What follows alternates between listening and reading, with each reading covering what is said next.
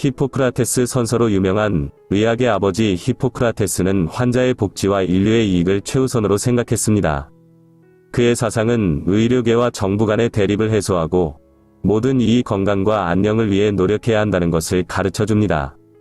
의사들과 정부는 서로의 입장을 이해하고 협력하여 모든 이의 복지를 위해 노력해야 합니다. 히포크라테스의 생애에 관한 자세한 사항은 그의 생전에 대한 기록이 많이 남아있지 않기 때문에 불확실합니다. 오늘은 그가 남긴 업적과 여러가지 일화들로 영상을 제작했습니다. 히포크라테스는 고대 그리스의 의사이자 의학의 아버지로 알려진 역사적 인물입니다. 그는 전통적으로 약 460년경에서 370년경 사이에 살았다고 전해집니다. 그의 출생지는 고대 그리스의 코스 섬, 현재의 그리스 남부로 알려져 있습니다. 히포크라테스는 그리스 의료학의 개척자로서 의학의 철학적인 기초를 확립하고 진단과 치료의 원리를 개척했습니다. 그의 이름은 현대의학에서도 여전히 존경받는데 그의 윤리적인 원칙과 전문성은 의료 직업의 기본 원칙으로 계승되고 있습니다. 그는 환자의 질병을 정확하게 진단하고 적절한 치료법을 제시했습니다.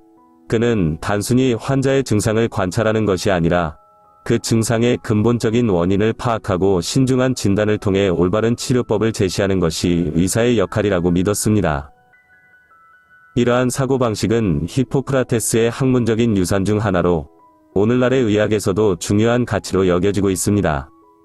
진단과 진료는 환자의 건강과 생명에 관련된 중요한 과정이며 히포크라테스의 이러한 접근 방식은 의사들에게 큰 영감을 주고 있습니다. 다음은 유명한 히포크라테스 선서를 한글로 번역하였고 내용은 다음과 같습니다. 나는 아폴로 의사, 아스클레피오스 외과 의사, 히게이아, 파나케이아를 비롯한 모든 신과 여신들을 증인 삼아 맹세한다. 나는 내가 세우는 이 서약과 계약을 나의 능력과 판단에 따라 맹세할 것이다. 나는 히포크라테스로부터 이 의학 기술을 배운 것을 나의 부모와 동등하게 존중하며 그를 위한 필요한 것들을 제공할 것이며 그의 아들들을 형제로 여길 것이다. 내 기술을 보답이나 약정 없이 그들에게 가르칠 것이며 내 스승의 자녀들에게 내 자녀처럼 내 모든 배운 것과 지식을 전수할 것이다. 또한 모든 제자들에게도 마찬가지로 그들 스스로 전문가 서약을 맺게 할 것이다. 그 외에는 아무에게도 가르치지 않을 것이다. 환자를 치료할 때에는 내 식견과 능력에 따라 최선의 식사법을 계획하고 시행할 것이며 그들이 아무런 손해나 피해를 입지 않도록 주의하겠다. 누구든지 나에게 독약을 투여하라고 요구해도 그럴 수 없으며 다른 사람에게도 독약을 투여하도록 충고하지 않을 것이다. 또한 임신한 여성에게 태아를 파괴하기 위해 어떠한 약도 제공하지 않을 것이다. 또한 내 지식을 신성하게 사용할 것이며 결코 다른 사람을 해칠 일이 없도록 행동할 것이다. 내가 치료를 위해 집에 들어가면 그것은 환자의 편의와 이익을 위한 것이며 거짓말이나 성적 행위로부터 해를 주는 일은 결코 하지 않을 것이다. 치료해야 할 사람의 지위가 무엇이든지 여자든 남자든 자유인이든 노예이든 그것에 관계없이 그러하다. 내가 실천하는 동안 보거나 듣는 모든 것은 반복하기에 적절하지 않다면 내 안에서 신성하고 비밀스럽게 유지할 것이다.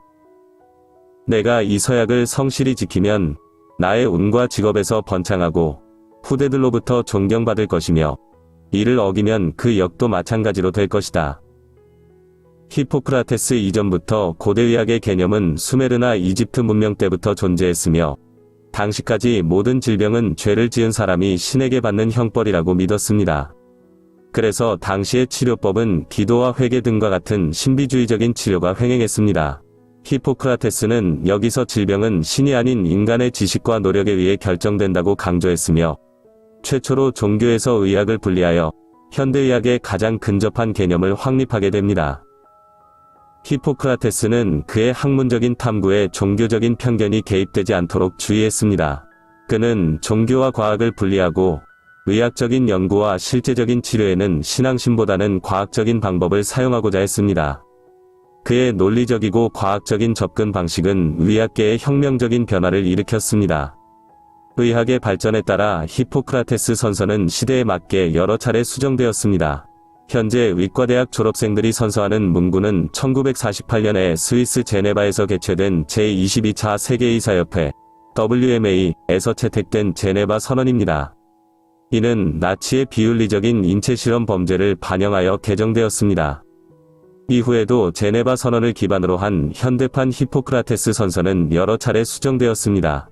예를 들어 1968년 시드니 총회에서는 환자의 비밀을 사후에도 지킬 의무를 추가하였고 1983년 베니스 총회에서는 생명의 시작으로 표현을 변경하였습니다. 또한 1994년 스톡홀름 총회에서는 제7항의 자매를 추가하고 제8항을 유엔의 인권 결의에 맞추어 수정하였습니다. 이러한 수정은 의료윤리와 사회적 요구를 반영하고 히포크라테스 선서를 현대적으로 유지하기 위한 노력의 일환입니다. 내용은 다음과 같습니다. 의료직에 입문하면서 다음과 같이 서약한다. 나는 인류에 봉사하는데 내 일생을 바칠 것을 엄숙히 맹세한다. 나는 마땅히 나의 스승에게 존경과 감사를 드린다. 나는 양심과 위엄을 가지고 의료직을 수행한다. 나는 환자의 건강을 최우선하여 고려할 것이다. 나는 알게 된 환자의 비밀을 환자가 사망한 이후에라도 누설하지 않는다.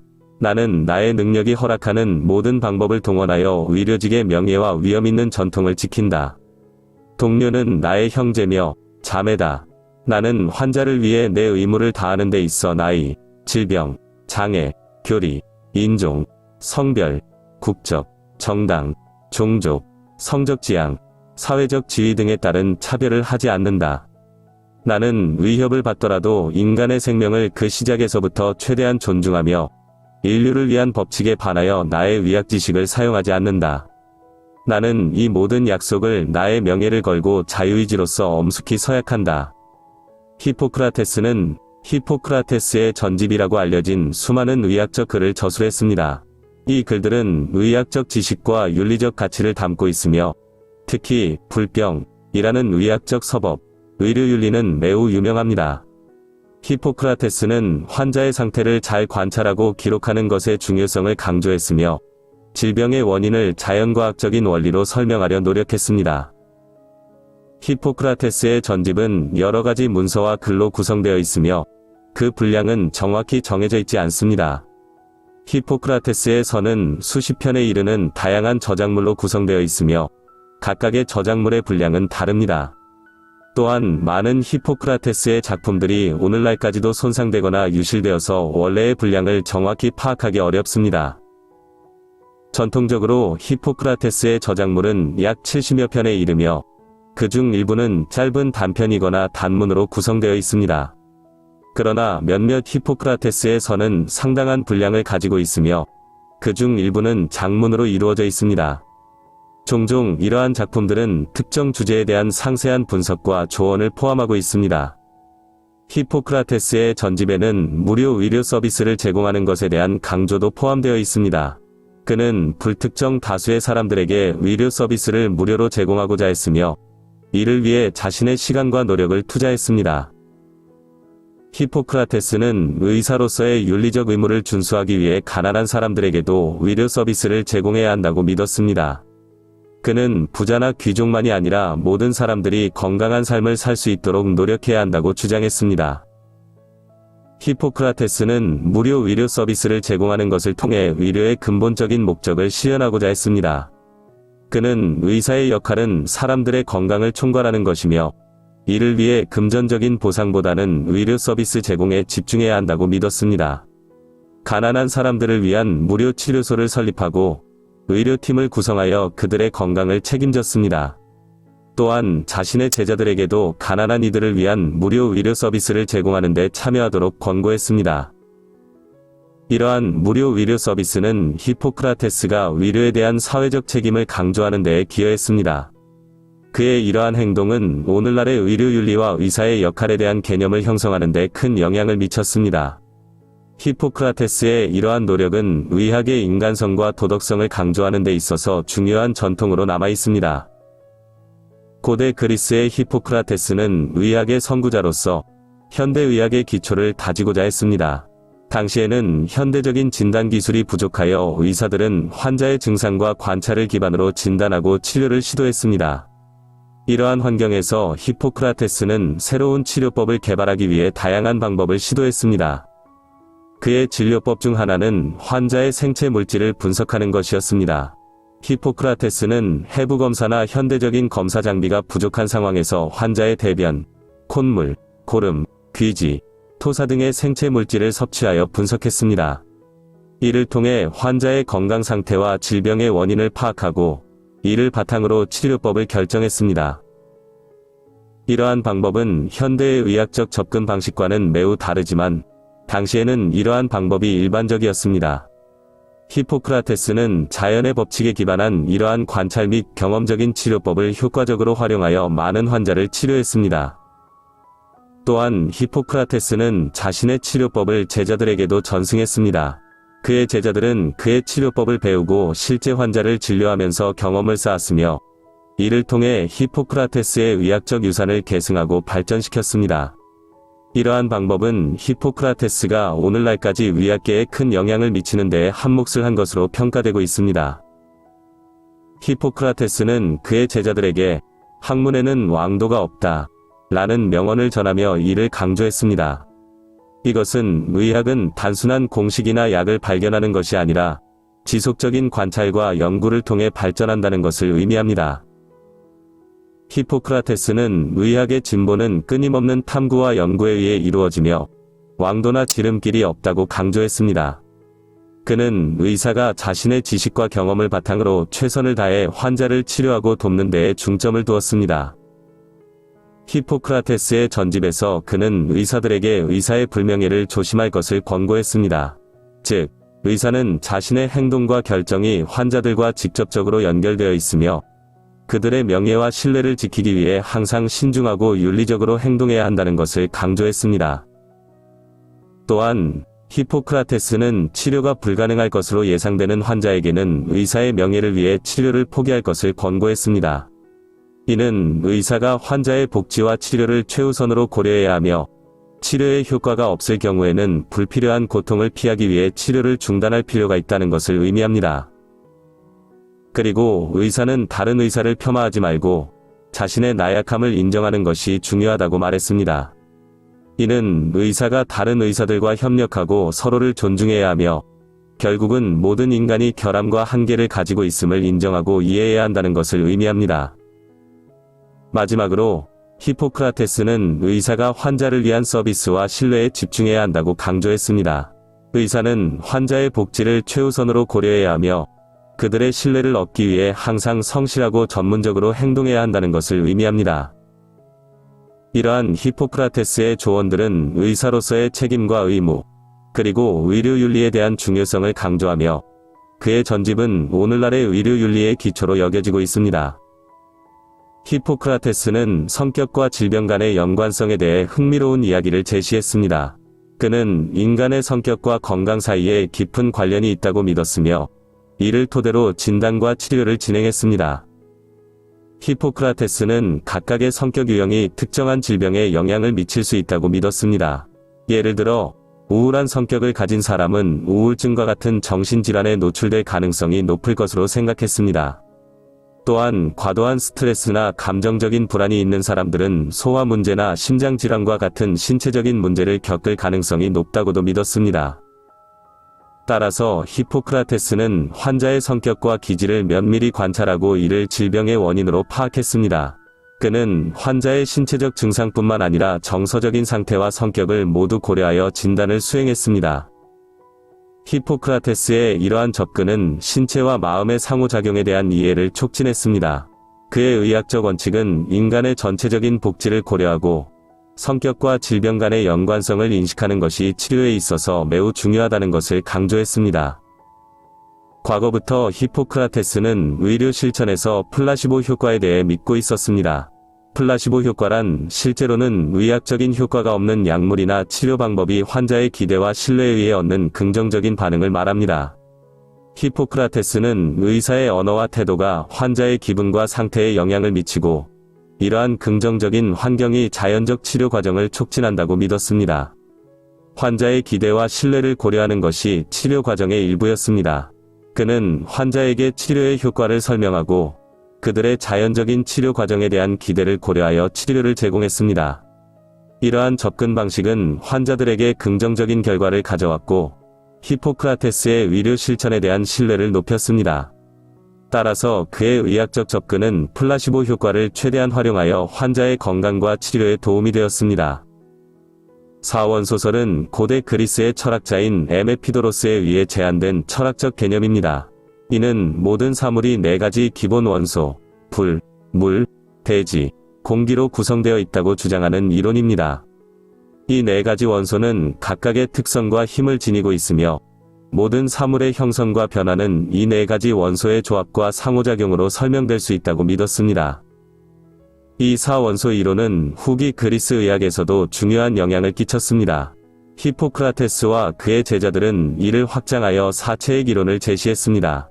이 이론에 따르면 인체의 건강과 질병은 4가지 체액, 혈액, 점액, 검액, 황달의 균형과 불균형에 의해 결정된다고 믿었습니다. 각 체액은 특정한 성격과 특성을 지니고 있으며 인체의 건강과 질병에 영향을 줄 수 있다고 믿었습니다. 예를 들어 혈액은 열정적이고 활동적인 성격을 지니고 있으며 열을 발생시키고 온몸의 기능을 활발하게 유지하고, 점액은 차분하고 안정된 성격을 가졌으며 즉각적인 특징보다는 지속적인 영향이 있다고 믿었습니다. 검액은 신경질적이고 걱정이 많은 성격을 가졌으며 불안과 불안정을 유발할 수 있다고 믿었고, 마지막으로 황달은 차가운, 무관심한 성격을 지니고 있으며 신체의 기능을 저해시킬 수 있다고 믿었습니다. 이러한 체액 이론은 사람들의 체질을 설명하는 데에도 사용되었습니다. 각각의 체질은 특정한 체액이 우세하게 작용하는 것으로 이해되었습니다. 예를 들어 열정적이고 활동적인 성격을 가진 사람은 혈액 체질로 분류되었으며, 차분하고 안정된 성격을 가진 사람은 점액 체질로 분류되었습니다. 이러한 사체액 이론은 중세 유럽의 의학에서도 영향을 끼쳤으며 오랫동안 의학적 진단과 치료에 사용되었습니다. 그러나 현대의학에서는 이러한 이론이 과학적으로 입증되지 않았으며 의학의 발전과 함께 더 정확하고 과학적인 이론들이 대체되었습니다. 사체액설에 따라서 혈액 추출이 치료의 일부로 간주되었으며 점성술을 사용하여 어느 부위에서 혈액을 추출할지를 결정했습니다. 이는 당시 의료 수준에 있어서 체계적이고 최상의 치료법으로 간주되었습니다. 당시에는 이 치료법을 얻길 시 의사 자격을 박탈했습니다. 그러나 현대의 의학에서는 이러한 방법이 완전히 잘못된 것으로 여겨집니다. 혈액 추출이 강요되거나 혈액을 특정 부위에서 너무 많이 추출하는 것은 실제로 환자에게 해로울 수 있습니다. 혈액이 너무 많이 빠져나가면 체액의 불균형이 발생할 수 있고, 심각한 혈액 손실로 인해 환자가 위험에 노출될 수 있습니다. 또한 혈액 추출은 감염 및 기타 부작용의 위험도 존재합니다. 히포크라테스는 건강을 유지하고 질병을 예방하기 위해 균형 잡힌 식사의 중요성을 강조했습니다. 그는 식사가 영양학적으로 균형을 갖추고 다양한 영양소를 포함해야 한다고 믿었습니다.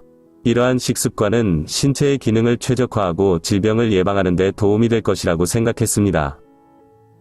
또한 히포크라테스는 가능한 신선한 식재료를 선택하고 과도한 조리나 가공은 영양소를 파괴할 수 있다고 경고했습니다. 그는 식재료를 가공하는 과정에서 영양가가 떨어질 수 있으며 이는 건강에 해로울 수 있다고 생각했습니다. 따라서 그는 신선하고 자연적인 식품을 선호했으며 식재료를 최대한 자연 그대로 섭취하는 것을 지지했습니다. 물의 중요성에 대해서도 히포크라테스는 강조했습니다. 그는 충분한 양의 물을 마시는 것이 소화를 촉진하고 체액의 균형을 유지하는 데 중요하다고 봤습니다.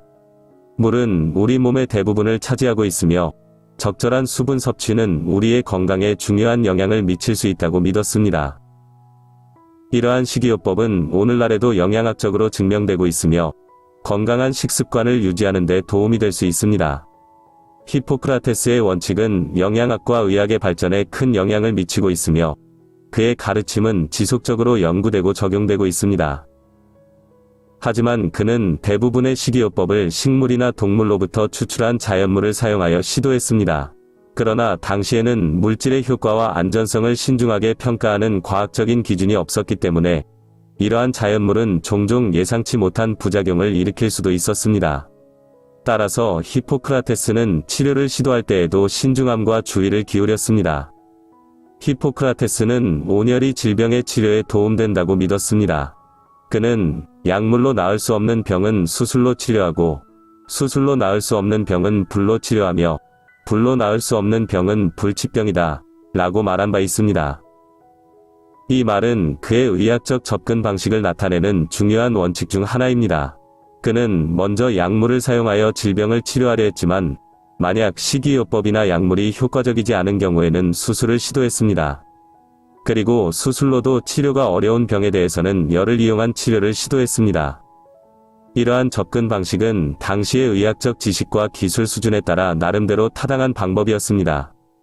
열은 상처의 염증을 줄이고 균을 죽이는 효과가 있으며 이는 일부 질병의 치료에 효과적일 수 있었습니다.